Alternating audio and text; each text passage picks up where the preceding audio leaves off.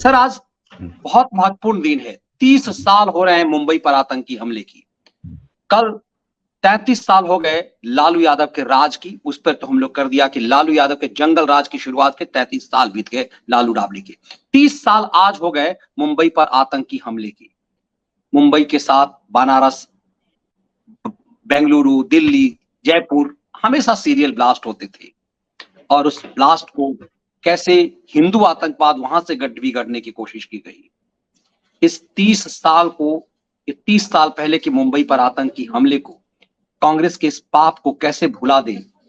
देश इन तमाम चीजों को कैसे अपने आप को, आज जो कहा जा रहा है कि मोदी राज में हुआ क्या है, इस बीते कई सालों में एक ब्लास्ट नहीं, रेलवे की दुर्घटना के लिए आपने बताया कि ये रेगुलर होता था, वो तमाम चीजें नहीं। आज 3 दशक बाद मुंबई पर आतंकी हमले को कैसे याद किया जाए।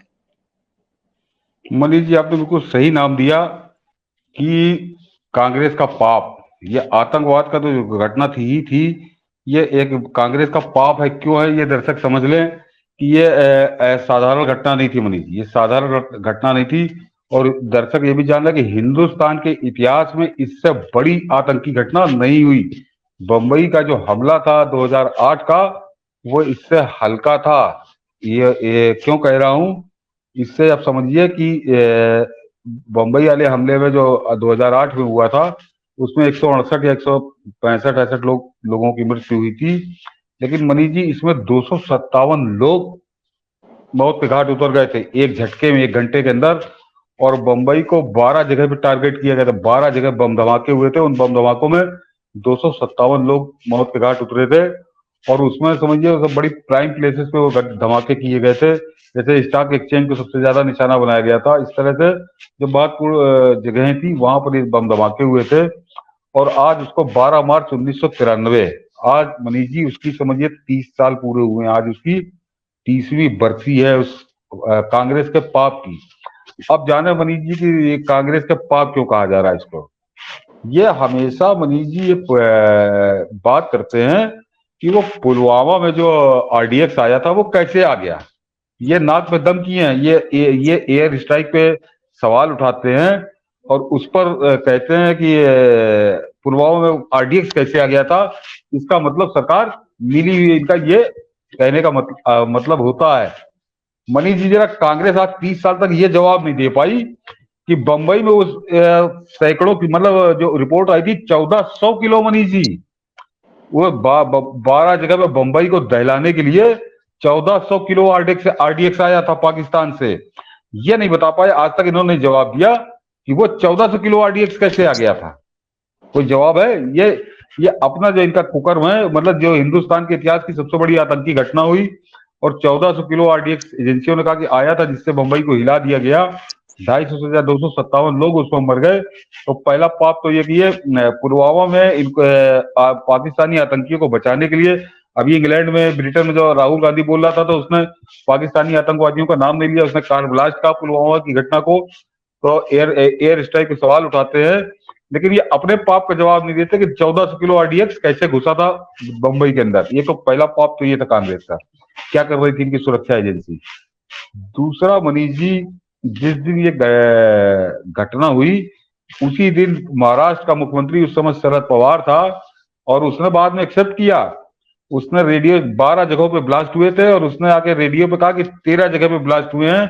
13वां नाम उसने मुस्लिम बाहुल इलाके मस्जिद बंदर का जोड़ दिया। रेडियो पे आके वो आदमी झूठ बोला, संवैधानिक पद पर बैठा हुआ व्यक्ति, कि 13 ब्लास्ट हुए हैं, 13वां ब्लास्ट मस्जिद बंदर में हुआ। और उसने बाद में पवार ने सफाई दी, बड़ी फुहड़, बड़ी अश्लील और बड़ी खतरनाक सफाई दी इन लोगों को, ताकि ये लगे कि मुस्लिम इलाकों में भी बम फट रहे हैं। ये जरा इससे ये तो बहुत, ये पवार की सफाई ये साफ कर गई थी कि सारे बम विस्फोट इस तरह से आयोजित किए गए थे, इस तरह से उन्होंने प्लांट किया था कि वो, इसका मतलब वो हिंदू बहुल इलाकों में ही प्लांट हुए थे। इसीलिए शरद पवार को झूठ बोलना पड़ा कि 13वां विस्फोट मस्जिद बंदर में हुआ जो मुस्लिम बाहुल इलाका। बाद में उसने, क्योंकि जब पुलिस जांच में सब आया कि तो 12 ही हुए थे, तो मुख्यमंत्री ने 13 क्यों कहा। तो समझिए कितनी खतरनाक सफाई थी, क्या कितना ये जो सेकुलर चरित्र है कितना विषैला है इस कांग्रेस का। क्योंकि शरद पवार तो एनसीपी में नहीं, शरद पवार तो कांग्रेस की सरकार थी, उसी कांग्रेस पार्टी का मुख्यमंत्री था, तो ये कांग्रेसी चरित्र आप समझिए मनीष जी। इसके अलावा एक सेकुलर और बता दूं कि ये जो आजकल मुंबई में प्रदेश अध्यक्ष है समाजवादी पार्टी का, मनीष जी, ये भी गिरफ्तार हुआ था मुंबई ब्लास्ट में। बिल्कुल एजेंसियों ने इसको गिरफ्तार किया था और ये 1 साल जेल में रहा। अबू आजमी, और बाद में सुप्रीम कोर्ट से वो बरी हो गया, उसको रिहा कर दिया गया।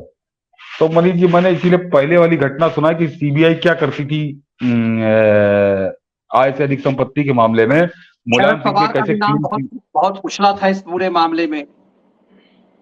वही गिना रहा हूं मनीष जी कि सीबीआई क्या करती थी, तो जैसे मुलायम सिंह को क्लीन चिट थी, तो बॉम्बे ब्लास्ट में कोई दूसरा आदमी सामने नहीं था, एजेंसियां ही पैरवी कर रही थी। तो आप आसानी से समझ सकते हैं कि अबू आदमी को क्लीन चिट कैसे मिली होगी। उस समय तो बड़ा जबरदस्त गठबंधन था मुलायम और कांग्रेस का, समाजवादी पार्टी का नेता था, लेकिन 1 साल वो भी जेल में रहा था। उसको अगर पकड़ के 1 साल जेल में रखा गया तो कुछ तो कारण रहे होंगे ना, कुछ तो कारण रहे होंगे, ये सब। और चौथा नाम जो है मनीष जी, चौथा जो पाप है वो है मनीष जी संजय दत्त। उसी बॉम्बे ब्लास्ट में उसको 6 साल की सजा हुई, वो तो काट के आया है।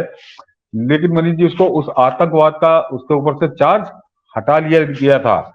जबकि दर्शकों को याद दिला दूं कि उज्जवल निगम जो सरकारी वकील थे, उन्होंने कहा कि ये बिल्कुल ये आदमी अगर चाहता तो बंबई में एक भी धमाका न होता, क्योंकि इसके जो लोग उस धमाके के मास्टरमाइंड थे, जो उसके हैंड थे दाऊद इब्राहिम के, वो इसके संपर्क में थे। और इसको जिस तरह से हथियार वो दे रहे थे, अगर ये पुलिस को जरा सा भी बता देता कि इतने खतरनाक हथियार, ये बम, मतलब मनीष जी पूरे बम हम इसके यहाँ थे जो इसके गैरेज में रखाए गए थे संजय दत्त के, वो इसने पुलिस से नहीं बताया और वो इसके बाद फिर पूरी हो गई। तो उन्होंने कहा था कि संजय दत्त को माफ किया जाना या इसके ऊपर से चार्ज हटा लेना, ये बिल्कुल गलत है। ये आदमी चाहता तो एक भी घटना बम विस्फोट की न हुई होती। उस संजय दत्त को उसके ऊपर से आतंकवाद का चार्ज हटा के उस पर आर्म्स एक्ट लगाया गया, क्योंकि AK-47 बरामद हुई थी। बहुत कोशिश की गई, लेकिन फिर भी उसको 6 साल की सजा हुई, जिसमें वो बाद में कांग्रेस सरकार में कैसे उसको सब होता रहा, सब पैरोल मिलता रहा और उसकी सजा बाद में कम कर दी गई, तो वो छूट के आजकल बाहर है। वो हीरो है, इस देश का दुर्भाग्य है। संजू बाबा बन गया पूरे देश का। संजू बाबा, हाँ, उसके ऊपर फिल्म बन गई, वो फिल्म बड़ी हिट हो गई। अदालत ने लीक से हट करके उसे राहत दी, लीक से हट करके। हाँ, तो मनीष जी, ये बॉम्बे ब्लास्ट जो है, मैंने कहा ना, तो हिंदुस्तान के इतिहास की सबसे बड़ी आतंकी घटना थी।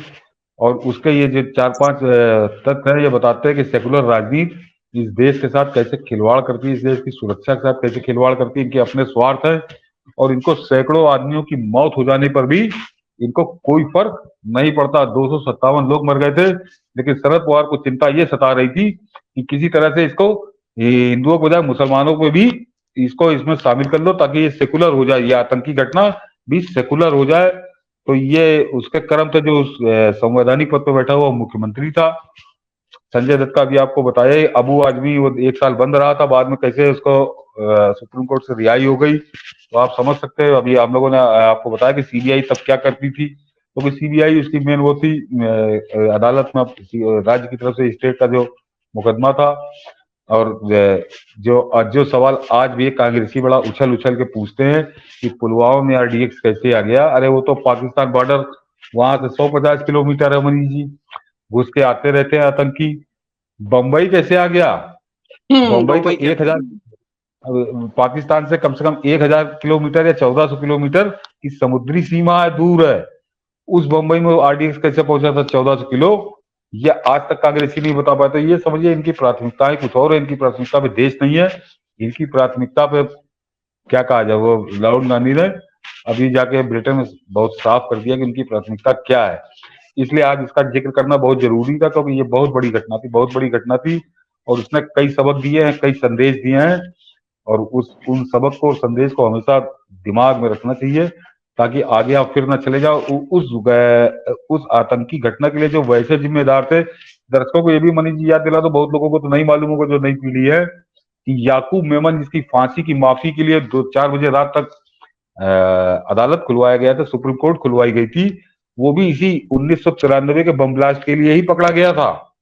वो इसी में उसका इन्वॉल्वमेंट था। जो मेन इसका सरगना था दाऊद इब्राहिम के साथ, टाइगर मेमन, उसका वो सगा भाई था और उसी में वो इन्वॉल्व था।